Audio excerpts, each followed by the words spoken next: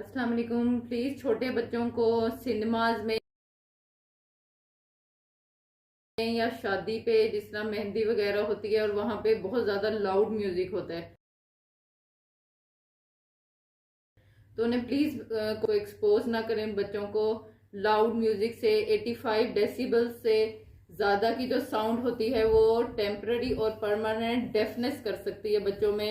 और बहुत से बच्चे आते हैं जो जिनको लाउड साउंड एक्सपोजर हुआ होता है और वो बेचारे फिर कभी सुन नहीं पाते, उनका परमानेंट हेयर लॉस हो जाता है। आप बच्चों के लिए स्पेशल ईयरबड्स होते हैं जो कि साउंड को साउंड प्रूफ होते हैं,